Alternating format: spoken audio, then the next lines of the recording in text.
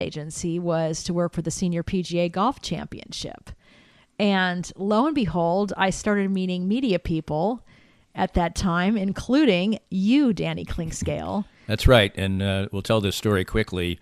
I was married at the time, so I was a very good husband, and I did not have a wandering eye. It doesn't mean I didn't see attractive women and like them, but it just wasn't the same thing. But anyway, I did have contact with Jayne. And one of the funniest things is that my first media badge that she made for me, my name is spelled Clinkscale, very simply, clink and then scale, like you step on to weigh yourself. And she spelled my name Klyngsdale, like it was Klingsdale. I think it was given to me on a list like that, Dan. Well, make the excuse however you will. But one of the things about the senior tour and having that in the corporate world, you ended up not being as comfortable as you would have liked in that corporate environment. And the transition to creating your own business, Venice Communications, which is now in its 20th year, was aided and abetted by that particular it's an amazing enterprise, story, really. The Senior PGA Tour. Oddly enough, I mean, that's really so cool because that first year, you were married. I was dating yet another Englishman. Who you almost married. Who I almost married. He had 2% body fat. He was a racing bicyclist. He's a great guy. So here I meet you, unbeknownst, I don't know, I'm going to eventually marry you. But, that was an amazing thing. Had a great experience managing the PR for that. Worked with a lot of corporations in that world. I ended up also working for Burns & McDonnell Engineering as their first PR specialist on staff, and then director of marketing PR for Mayor Hoffman McCann. But 20 years ago, I did get a spark, and I had a lot of people think, that I might want to try my hand building my own business. I think maybe because of my background and doing my own thing and being able to manage, what you do in opera is you put teams together of really creative people. And that's now what I've been doing for 20 years in the PR and marketing business. But what was so great when I I literally started my business from scratch. I didn't have one client. And the first breakfast meeting I had was with Joan Israelite at First Watch in Westport. And the first thing she asked me was, well, what have you done? And I said, well, the Senior PGA Golf Championship. And she goes, did you see the paper today? Sure enough, front page, TD Waterhouse had just signed on as the sponsor. I won that business in 2 weeks. I put a team together, won that business 2 weeks, met you again, and we got married 2 years later. But still, it's a great challenge, and you were fortunate, but obviously you won the business, so it wasn't just like some stroke of luck. But to have a very good contract right off the bat, that must have been something that made the transition, the challenge of the daunting aspect of creating your own business a little bit more smooth. Gosh, it really did help. So it gives you a little access to having some time to start developing other relationships to build your business. And so it bided me time, to really look at how to diversify my business. And so it's been a fantastic run. And, this city also, this is something I think is really valuable given what's happened with Kansas City since that time. I mean, before I met you and before I started my business, I really questioned whether I wanted to stay in Kansas City because I was like, there's nothing going on downtown. I've lived in all these big cities. Where do I go have a great dinner? Where's the disco? Things like that, really important things. And I was almost on my way out the doorway until, I decided Mayor Barnes came in and things started turning around. I met you. It's really been an amazing ride because I consciously decided instead of being part of the problem and walking away, why not be part of a city that is really starting to thrive on its own? And look what's happened in the last 20 years. It's a long story, but I trust you can tell it a little bit shorter. When you're starting, you get your own business, and right off the bat, you're running the PR for the golf tournament. And that's where we met.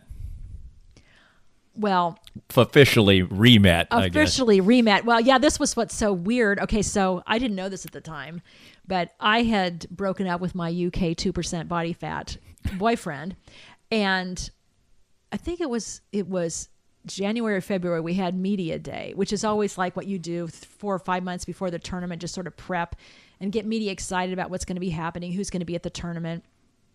And it was really odd because late in that event, all of a sudden you showed up, and I was like, oh, I remember this guy. And so we talked for like 2 seconds, if I remember correctly. Yeah, I had to leave before the thing was over. Yeah, you were like there, and then all of a sudden you were walking out the doorway, and... Well, I got you in my gaze, and I didn't give up. But, yeah, I was like... But I was pretty much in a super flirty period of time after my transition out of my first marriage, which was difficult, but you get over it. And so then the next time we met would be the first day of the golf tournament, and I didn't exactly create a great impression. Yeah, I'll say. So here he gives me the eye at media day, and I have to say, I was thinking about you. I was like, well, that's interesting. You just were cute, long hair. Long hair always does it. By the way, guys. But then we met up, and then who's being the jerk about the bad media parking? All these terrible things, bad media food. He had to walk miles on gravel. And of course, he was looking at me as if I'd made all these plans personally to make his day bad. But he was such a jerk, I couldn't help but like him. And eventually we would get married, and that's a subtext to what went on. But when did you sort of feel like in your professional life that returning to, you always sang, but I think as the years have gone on, as your business has become solidified and everything else, you've sort of maybe refound your love and desire to really have to sing. Yeah, I also felt, in opera, if you don't keep the one good muscle you have going, it's going to go away. So I guess maybe it was like 10 years ago, maybe a little longer than that.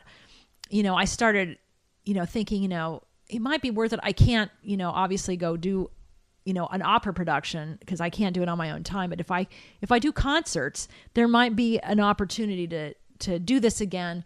So the spark hit, and I've been doing concerts ever since, throughout Kansas City and Lawrence, some other areas where I can, find a really good venue. Sometimes that's been duet recitals with my dear, fabulous baritone friend, Thomas Dries. He and his significant other, Evans Mirages, are part of Cincinnati Opera. And so I keep really well connected with a number of people in the business and, try to work with the professionals that I worked with when I was still singing professionally. And it's been a wonderful experience.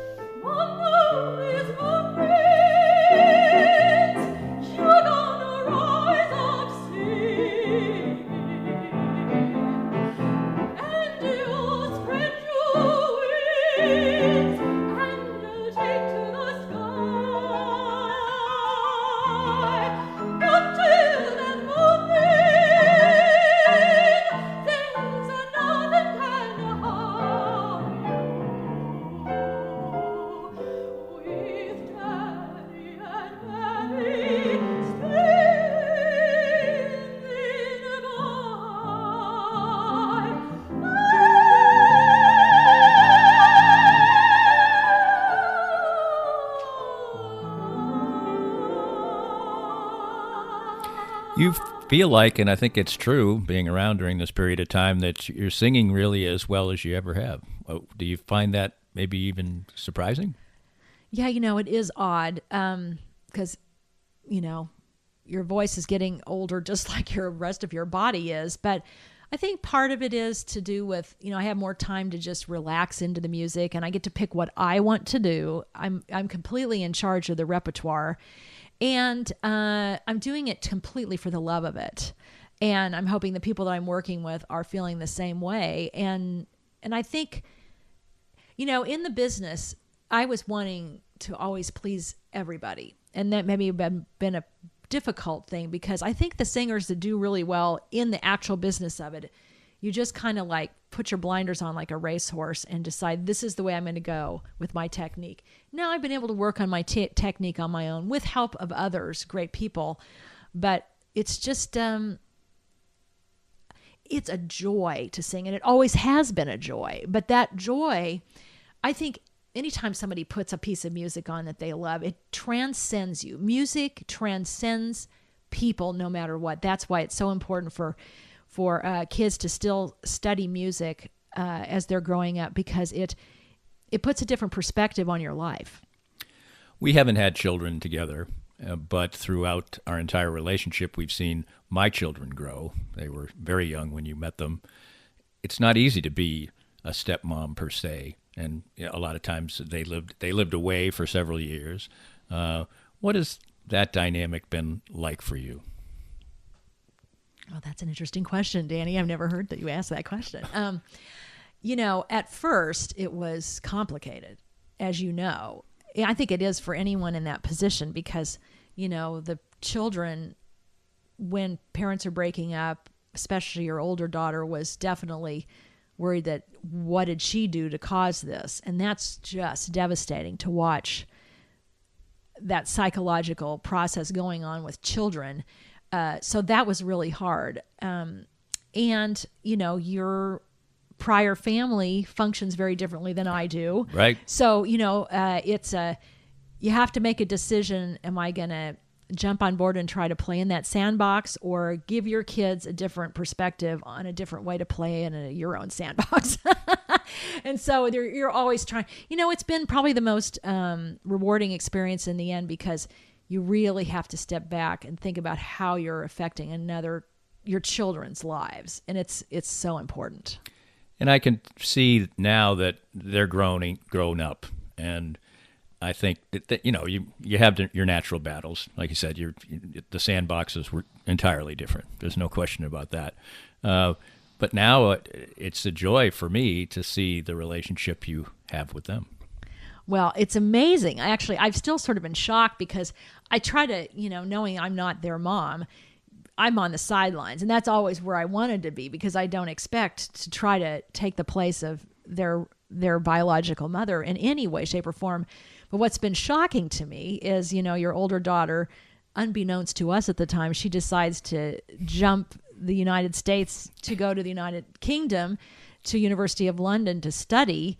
And she got her degree there. Who knew that would inspire her? I never thought she was listening when I talked about these experiences. So that's been fantastic. And my your daughter, my stepdaughter, is studying theater in New York. Who would ever have guessed? Right, and took a while to get to that point, but is going to a very esteemed acting school now and doing the struggles that people do in a big city. Just to speak a little bit now about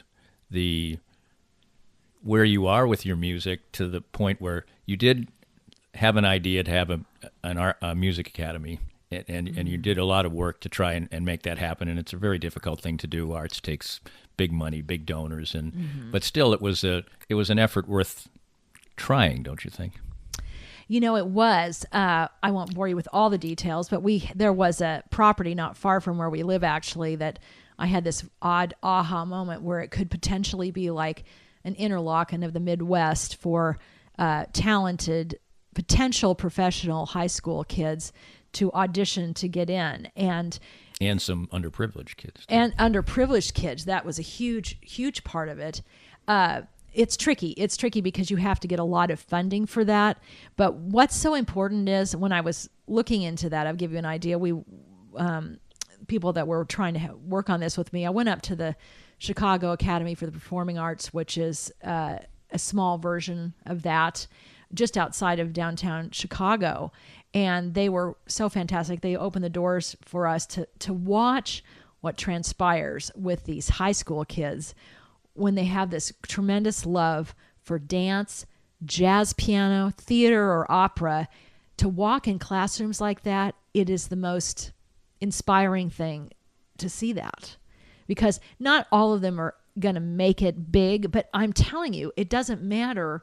Performing arts, I couldn't be where I am today without having that amazing history, an opportunity to study with these great musicians, it makes you a better person. It makes you value culture in a different way. And that's what I saw for this school. It's not necessarily